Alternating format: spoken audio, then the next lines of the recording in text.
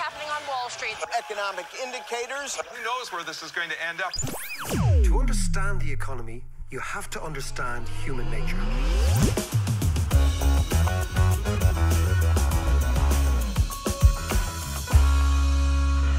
How are you doing there? Happy St. Patrick's Day. It is probably one of the most unusual St. Patrick's Day we've ever experienced. It's David.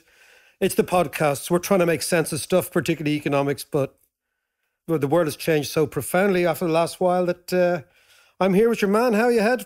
Very good. I'm glad I don't know if I'm very good. I'm glad you're about 5 yards away from me. Do not come any closer. Yeah. I'm actually sick of the sight of you now that you could be viral, you know. Oh, I'm moving in here. Listen, exactly. Strange times, John. I have never, ever had this feeling, this weird feeling of an impending, it's kind of an anxiety. It's an impending fear that something awful is about to happen. Yeah, it is bizarre. And when they announced on Thursday last, the closing of schools and everything, I went around to my supermarket and it was absolutely jammers. It was worse than a really, really busy Christmas Eve. And it was funny because there was a kind of a cross between a little bit of anxiety, as you say, but also there was almost a hint of festivities about the whole thing. Like this is people, but I think that's all changed. I think if you look at Thursday, Friday, Saturday, Sunday, every single hour, the sense that we need to isolate ourselves, the best piece of advice I saw was on Twitter, a professor saying, look, the best way to behave now is behave as if you have it. So behave as if you have it. Yeah. So what would you do if you got tested today and it was positive? How would you behave towards your neighbors, towards your friends, towards your family? And that's the way in which our own personal behavior is now the best weapon against this greater threat. And that's very, very difficult, but my sense is that people will do it. Well, I have to say, I don't know if proud is the right word, but I'm impressed at the way I think Ireland has handled it. I think we've moved quickly when we've need to move quickly. We have all come together. But what's impressed me most is actually the schools. Yeah. That's unusual coming from you. It is actually. By the way, I have never heard John, speaking of, I have never heard John once say that schools were impressive in any way. In fact, he was the greatest mitcher of all time. The best school mitcher I have ever come across was Mr. John Davis in the early to mid 80s. Nary a week went by before this man was coming down with something atrocious. Anyway. Emma, my daughter, well, all my girls are off school, but Emma, my daughter, goes to St. Raphaela's. And on Friday, she had a full day's school online. Teacher logged in, teacher sent them all a link to a Zoom session. Wow. They all jumped in and, they're asking questions and stuff, which is amazing. But did you hear about what they did in China, in Wuhan? No. This bunch of teachers got together. Brilliantly, people come up with great solutions when they're faced with a challenge. And they put together this app, I think it was called Ding Talk or something like that. And they used it to put together online lessons for school kids. And they got the app, they put it up in the Apple Store, and all the kids downloaded it and they were being given homework and all the rest. But in all their smartness, the one thing that they didn't realize was that, and the kids did realize, that if you give an app a really poor rating, Apple automatically takes it off the Apple Store. I love it. So all the kids gave it a 1-star rating. And it disappeared. It disappeared. That's great. That is great. But no, so look, we're in lockdown in Ireland now. It will become more dramatic. I've no doubt. I don't think anything has ever happened in my lifetime. I'm talking about as an economist, looking at the way the world works, looking at the way the economy works. Nothing has happened in my lifetime that will have as profound an impact on the way we go about our lives. And I think we're at a moment where politics is going to change, economics is going to change, sociology is going to change. And underpinning that, John, is the notion of fragility. So for so long, all of us walk around the world thinking, you know what, the system is permanent. I get up, I go to work, I do my thing. The latitude for change is there, but it's up to me to change things. This, I think, reinforces for the first time, again, in our lifetime, just how fragile we are in the face of nature, of a health scare, the way in which we deal with the economy, the way in which we build houses, all these sort of things. So I think we're looking at the most profound change in the way in which we look at the world that we've ever seen.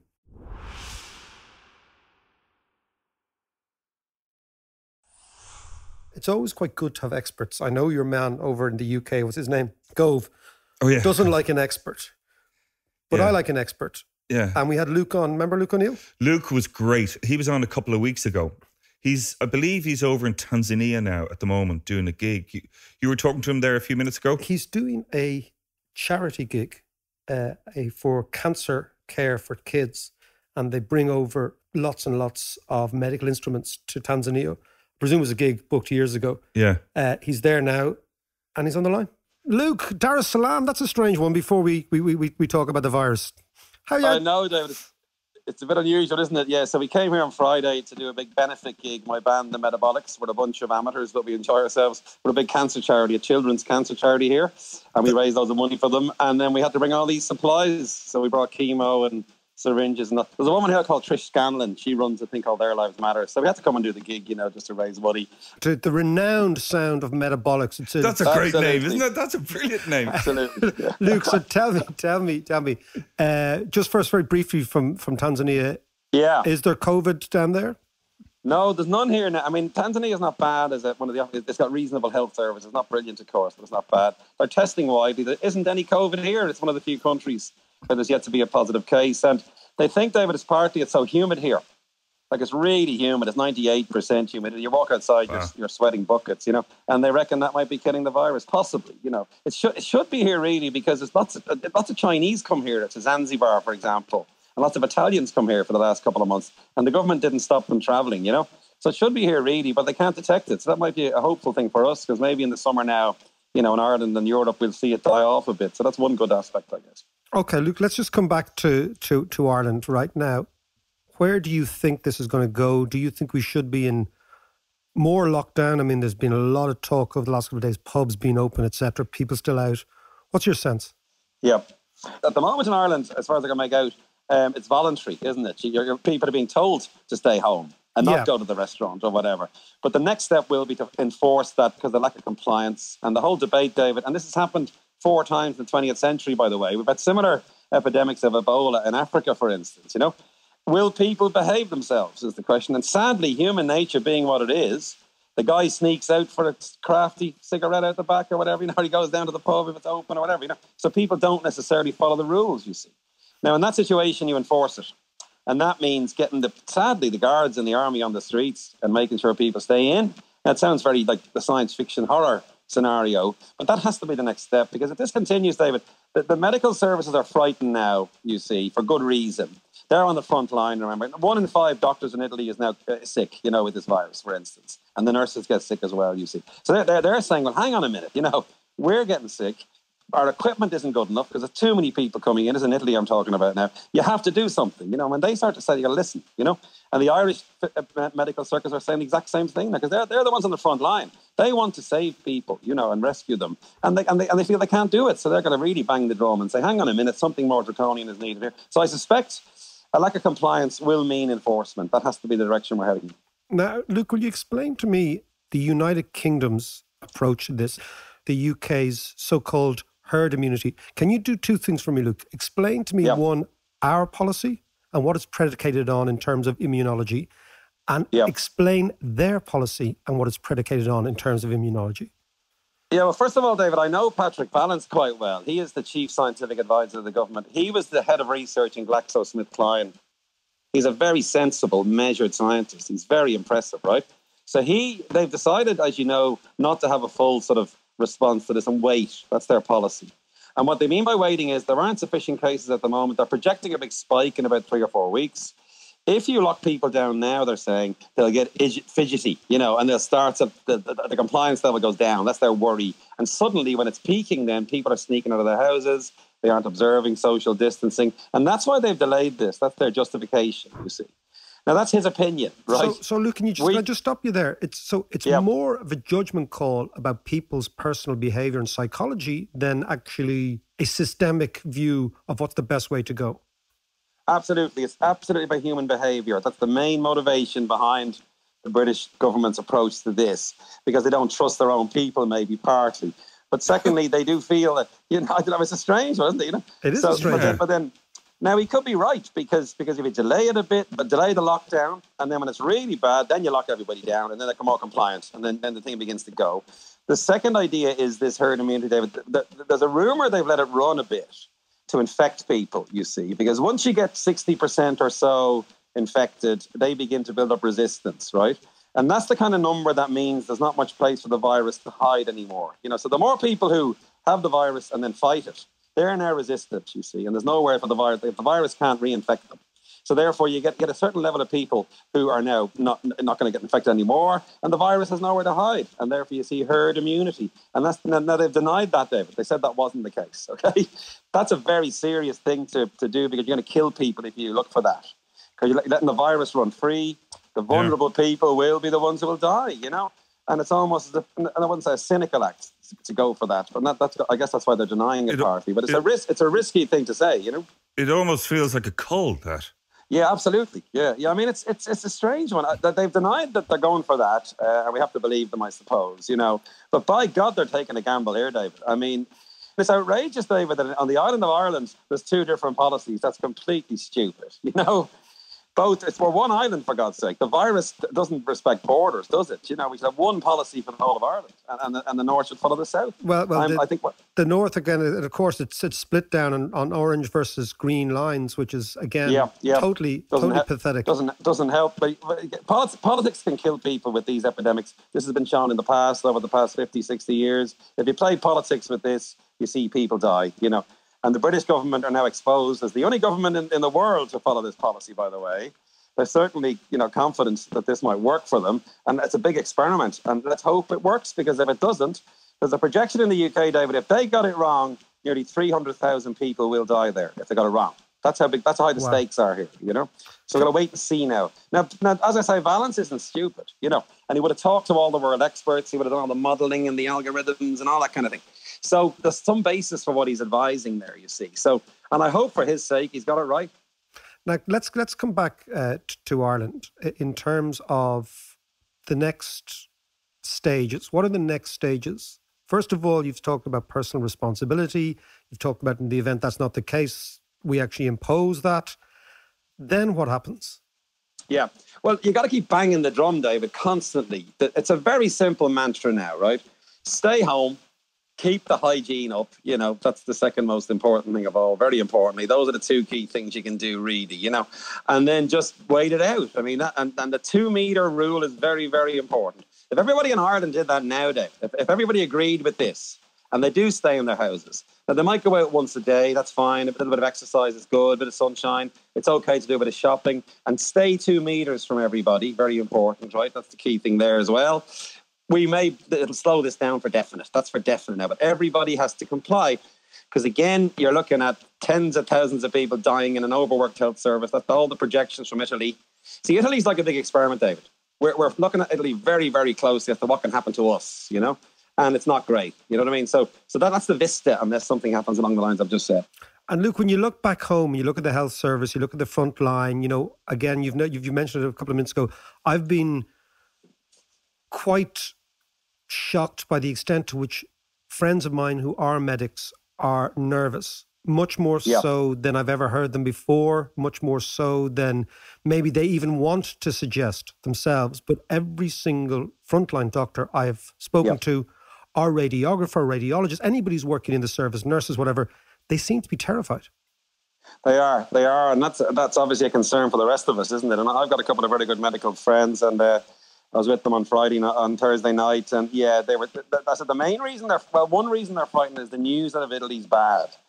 We're blessed in Ireland with a fantastic set of people in medicine, even though they get knocked all the time. These guys and women are stepping up now, big time, and they want to make it real. They want to make sure that they can do the best job they can. And they're looking at the numbers around the world. And they're going, oh no, there's a storm coming here and I'm frightened, you know. And of course, it doesn't inspire us when you hear that they're a bit scared. And then it's the HSE's job to help them, I suppose, you know. So we're going to see, I think, a bit more of that in the next few weeks, potentially. And let's hope the HSE responds adequately, really, to help them.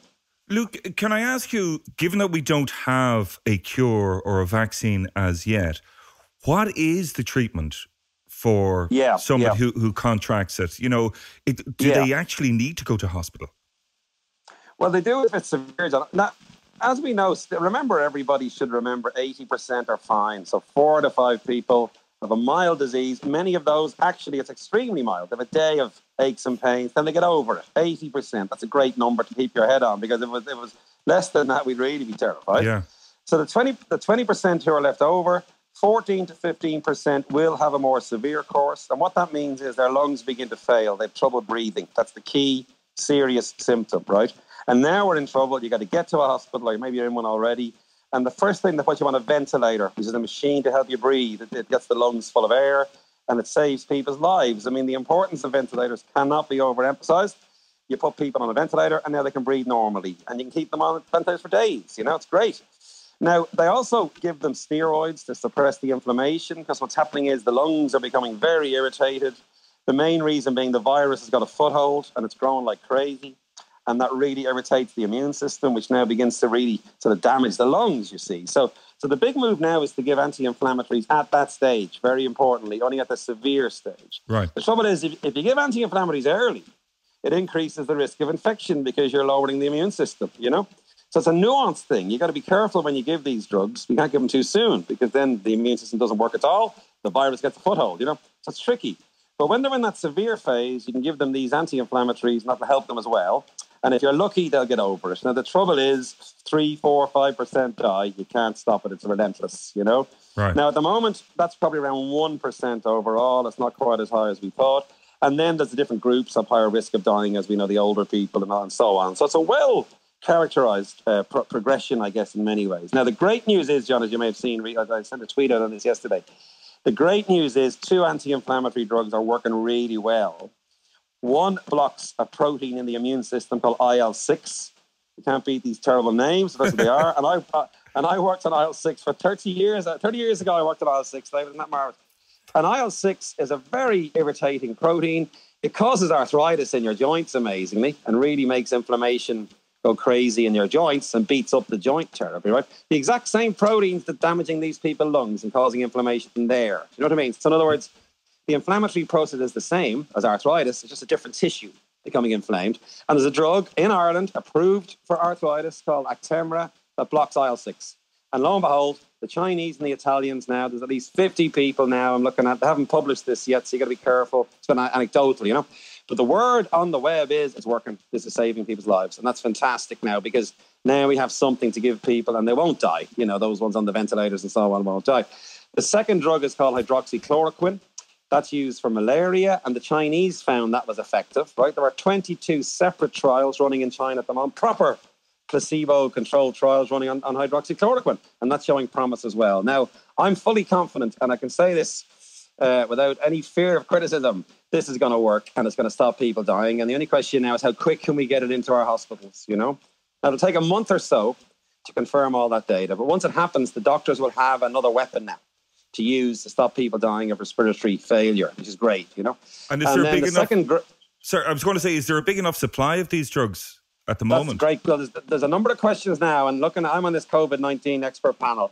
That's the exact question. Can we make enough? Can we get it into Ireland in enough quantities? What about people? Some people really need the drug for their arthritis. Will they run out of it? You know, this kind of thing. Yeah. So, Luke, who's going to pay for it? Can I stop you there, Luke? Ireland has got arguably the biggest pharmaceutical industry per head of population anywhere in the world in terms of production. Yeah. Do we make this stuff in Ireland?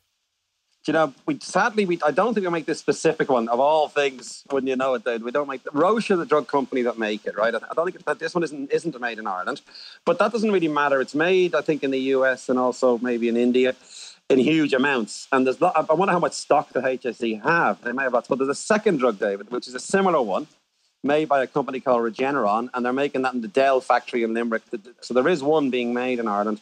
There's a third drug that's called a biosimilar, which is much cheaper, that blocks the same thing again. See, drug companies often have competing products against the same thing, you know. So there's three drugs on the market. There's 3 drugs on the market that block IL-6. All 3 will show efficacy in this disease. But it's a big question about supply. That's a key question at the moment.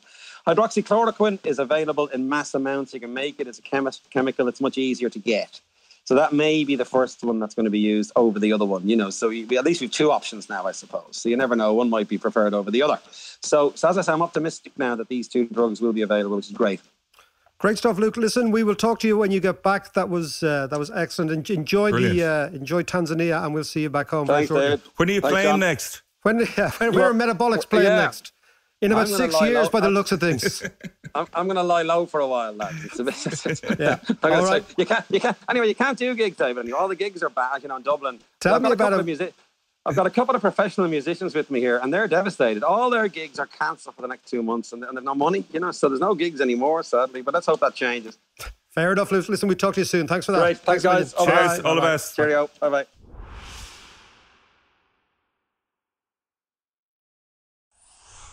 Geez, scary times, Mac. Yeah, John. I mean, again, scary times if you sit back and think there's nothing we can do. The way I look at it is that there's 2 forms of human suffering which are associated with this virus. One is the human suffering that we're all going to feel in terms of our health and the health of our loved ones, and particularly our parents, our mothers, our elderly mothers, and anybody who's frail and fragile. And the health service, hopefully, and the medical service can deal with that. There's another part of human suffering, which is going to be the economic fallout on people's lives. It's going to be enormous. The recession that's coming has profound impacts. We know for a fact that there is a correlation between economic well-being and health, mental health in particular. So if you lose your job, if you lose your house, if you're going to bed every night feeling anxiety about money, this has a profound effect on your mental and physical health. Yeah. So it's really incumbent on economics to figure out, can we fix a bit of this, minimize the hurt, minimize the dislocation? Can we imagine a different type of economy to right at the moment make sure that the recession is shallower than it has to be or than it would otherwise be? Now, what? But you're talking here something bigger than the Fed, for instance, dropping interest rates. Much bigger than that, right? Yeah, okay. But I am talking about central banks.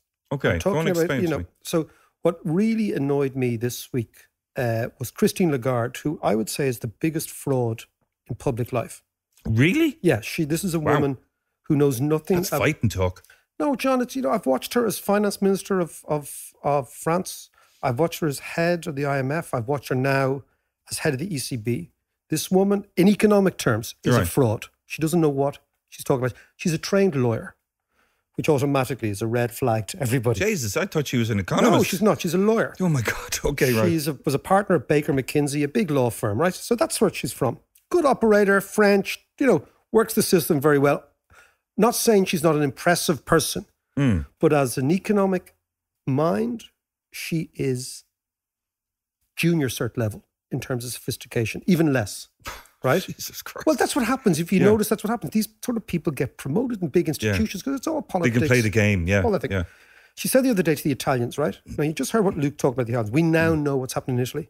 She said it is not the job of the ECB to worry about the bond spreads of Italian long-term debt. Now, that basically, what it means is basically what happens was when Italy is under stress, the economy has collapsed.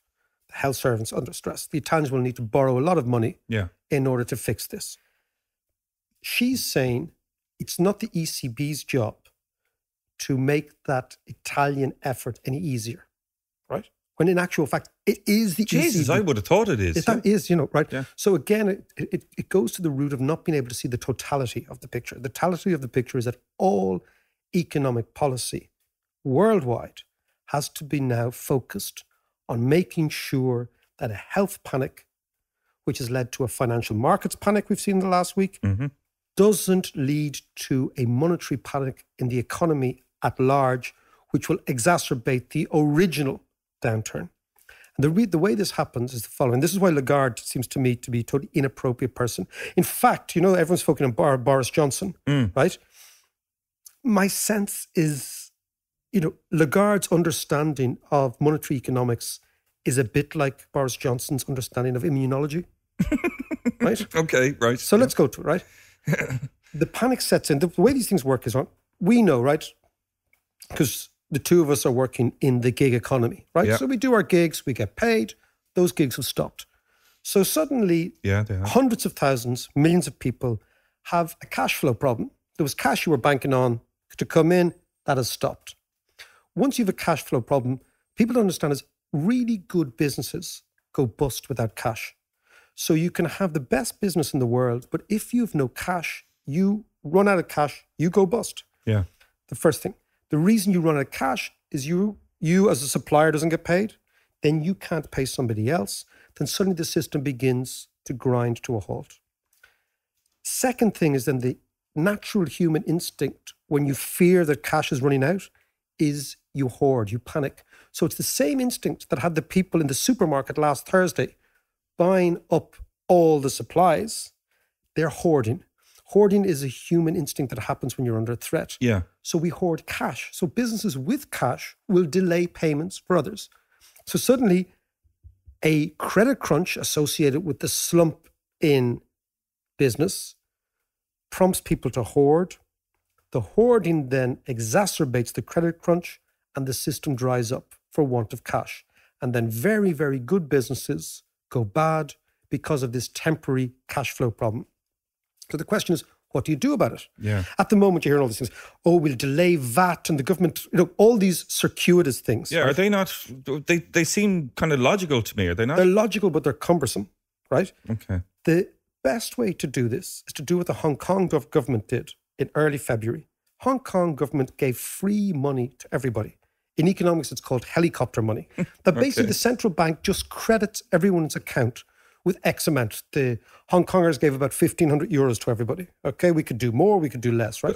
Sorry, is that per month or just a one-off? It's a one-off payment. The idea would be that if the source of the panic is you believe that I can't pay and I believe that you can't pay, the way in which you reassure people that you have money and I have money is the state just gives you money. The central bank simply prints it and puts it into your account. Where do they get the money? The great thing is the central bank print money.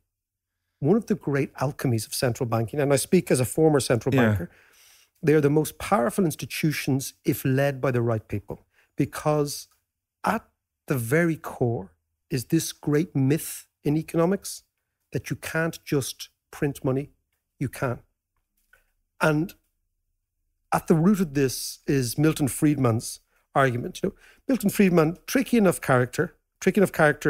If you're politically left, you very much associate him with the Chicago Boys, Who are the Chicago Boys? Well, Naomi, do you know Naomi Klein, an American? Yes, the author, yeah. She wrote a great book called The Shock Doctrine, which is about shock economics, that basically monetarists, people who believe in monetarism and right-wing people, have this ideology, and you see it through Latin America in the 1980s, that you go in and you have the short, sharp shock idea. And this was the idea you kind of cleanse the system. It comes from a Chicago economics. Largely, they were disciples of Milton Friedman. So there are many things that Friedman said which were not particularly interesting and not particularly persuasive in my mind. Right. But one or two of the things he said was the following. If inflation is very low, if you are hit by a deflationary shock like this one, where prices will fall, demand will fall, the way you respond to it is you just print money and you give it to people. And as long as inflation is low and inflation isn't rising, you can print as much as you want. So the target is not the amount of money in the economy, but the rate of inflation in the economy. And if the rate of inflation is very low, and if your problem is that people need to be reassured about the amount of cash in your balance sheet and my balance sheet and everybody around's balance sheet, you simply print the money. So this is like QE for the punter. Precisely. So QE was a money printing operation that used as its middleman the banking system. Right. So the central bank gifted money to the banks, and in return, the bank said, we'll lend it out to people who want it. But that, again, is very cumbersome. It's 2 or 3 iterations. This way, you just give people money. Now, of course, one of the problems with something like this is it sounds too easy, right? Yeah. I have a load of questions on this, how it would actually work. So I'll just come back, right? Basically, what has happened in economics over the last 30 or 40 years has been the tyranny of accountants, right? God bless the accountant, right? Well, Al. The accountants, yeah, you were made Al, right? So accountants believe in this thing called double entry bookkeeping, which means that on a balance sheet, every credit has to have a corresponding debit. Yeah. So every asset, liability, every credit, debit, right? Okay. Sure. And that's how the balance sheet balances, right? The economy doesn't have a balance sheet at all. There is nothing there's no balance sheet in the end of Ireland that means that Ireland has to balance, or Europe has to balance, or America has to balance. Budgets always had to balance. They don't have to balance. This is the whole thing. This is the idea. Basically, what you have is you've got the tyranny of bad accountancy infesting economics. This is the only way of inoculating the economy against panic, which is injecting this money into the system. Okay? So if you look at it in the same way as a health panic, this is the only known vaccine to a monetary panic. Accountants don't like it because it doesn't seem to make sense if you believe in double entry bookkeeping. Yeah. But because double entry bookkeeping has got nothing to do with economics, what you've got to do is realize that the central bank, which it did in QE, can just simply print the money. Now, the question then is, should you print the money and give it to people? Or should you print the money and give it to the banks in order for the banks to charge interest to the same people you want to spend the money? Which is the crazy thing about QE, right? So it strikes me that worldwide now, we have got to realize we have got a global pandemic, we have a global slowdown, we have an oncoming recession, we have total lockdown. All of this will lead to a meltdown of the economic system unless the central bank steps up and says, we will ensure that there is enough money around so that you don't hoard money because you don't expect there not to be money there tomorrow or the next day. Okay, hang on a second. I have a couple of questions here. One is, it's kind of the logistics of doing that. So I'm getting the idea of this. But number one, who gets the money? Everyone. Yeah, but when you say everyone, like, is that everyone from every child in the house? Everyone who has a bank account? What about the people who don't have bank accounts? Everyone has a bank account. No, I'm assuming that most people have bank accounts. Right, because that's the real Irish thing. What about the fellow who doesn't have a bank account? Yeah. Let's think about Let's think about the big thing, right? Every citizen gets X amount of money, right? Right. What that does... So a family of 6, like in our house, we get 6 grand, for instance. You might get 6 grand. You get 4. Yeah, you might get 4. But the point is, we're giving people money to militate against the fear. Yeah, no, I get the system runs out of yeah, money. Yeah. And then once everybody says, well, they've got money, you've got money, it all calms down. And you don't have unnecessary bankruptcies, which are driven by temporary shortfalls of cash flow, which is exactly what's happening and exactly what will happen. The interesting thing, John, about human nature, and I've always found this, is that we have educated ourselves to think that easy solutions must have a flaw, and that the solution to a complicated thing like the monetary problem has to be really highfalutin and difficult. But it doesn't. Sure, no, that's... and really intelligent humans really don't like easy things. They don't like things that people... Some of the best ideas in the world are the simplest. Look, I've always thought in economics, what is important is rarely complicated. And what is complicated is rarely important. Yeah. And this is one of those moments where we say, hold on a second, what is the job of economic authorities right now? It is to understand the anxiety of the people and do something about it. The anxiety of the people right now is coronavirus. The anxiety of the people very soon is going to be my livelihood. Can I stay afloat? And the job of the authorities is to understand those anxieties and do something about it the most effective, the easiest way. And the easiest way to do this is for the central bank to understand we are facing a deflationary shock, and that deflationary shock has got the attendant downside of hoarding money, and then good companies will go bust. So what do? Yeah, you can do QE and you can work for the banks and you can do this, that, and the other, but most people never, ever see the proceeds of QE. Yeah, you can say, we're going to suspend VAT, and then you do a VAT return, la, la. That's, again, a cumbersome way of doing the same thing. This is a simple way. You don't even print the money anymore. You just simply add 0 to someone's account. Ooh, I like the 0. Or 2, maybe, John. 2 for me, 1 for you. But this is, when we said, John, let's go back to that. This crisis is going to change the way we think about the world. Everything changes. Public health, private health, the role of the state. You know, the fact now that our frontline people are nurses and medics and paramedics and people who are striving to live in this country, right? They are our heroes. It changes the world completely. So it's no longer the big celebrities. It's no longer this thing, you know, we're looking at people, normal people who are going to save us. That changes the way in which we do public-private things. It changes the way in which we value individualism. It changes the way in which we think. And at the root cause is this fragility. And this is why I think, for example, why we're a bit concerned about what the Brits are doing with this herd immunity. Because it seems to be putting at risk a greater amount of ordinary people in order to satisfy an idea that in 5 or 6 months' time we'll have more immune people. So what it's doing, it's pushing the problem out, and it seems to be irresponsible. And I think the visceral reaction against that is, at a moment like now, people want protection. They want somebody to say, I'll look after you. I've got your back, yeah. I've got your back. And the central bank of a country is one such institution. And if they don't step up and lead, the recession will be much, much more calamitous than it needs to be.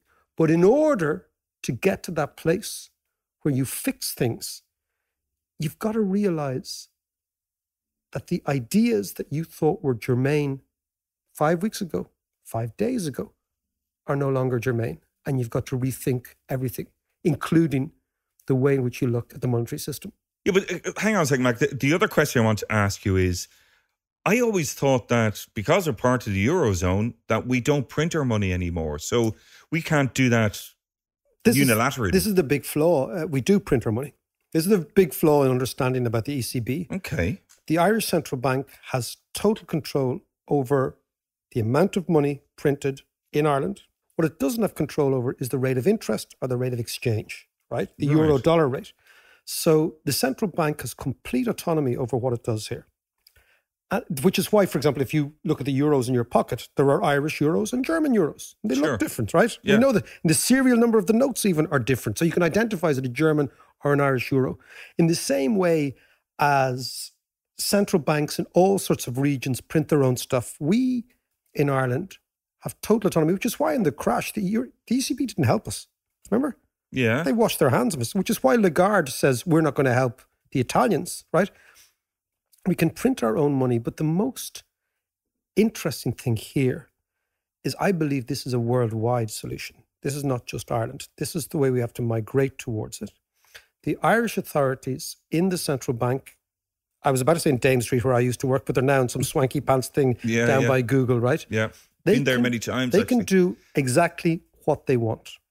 Now, if, for example, the money supply in Ireland is about 250 billion euros, is floating around out there. Okay. If they decided, okay, what we don't want to do is inject too much money, you could inject maybe 20 billion people's pockets, okay? You could take out 20 billion from somewhere else. It's called open market operations. It's the way in which a central bank controls the money supply of a country. It's all extremely doable. And if you wanted to say, well, you know what? We don't particularly want to expand the money supply.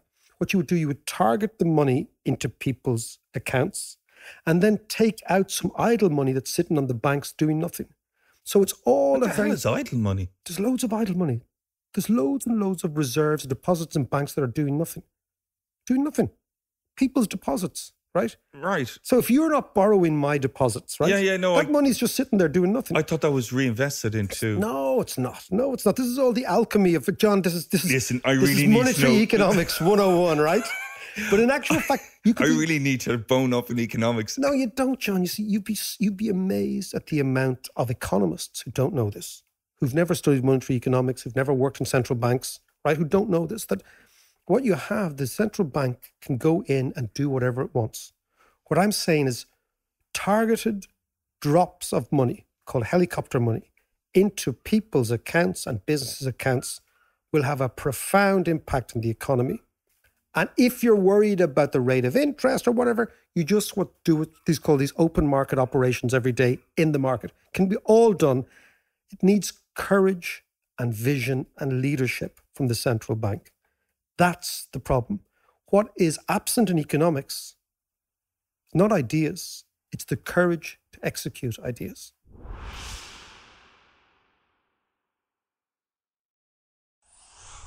First of all, the live show was supposed to be this week or last weekend.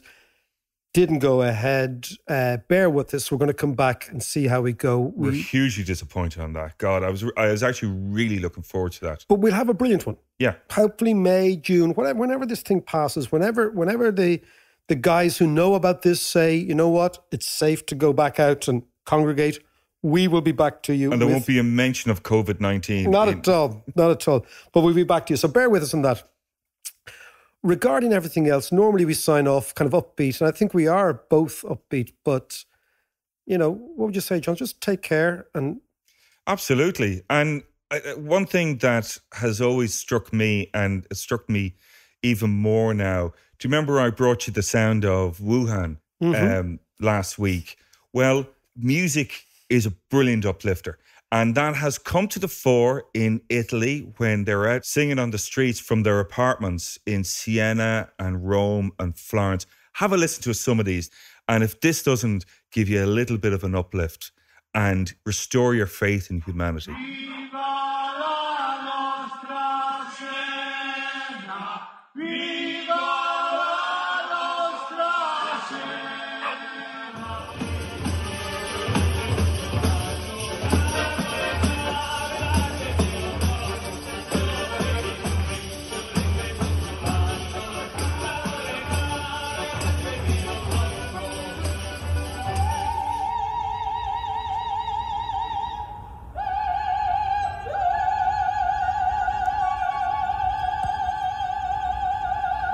And by the way, can I just end on those lovely operatic pieces from Italy?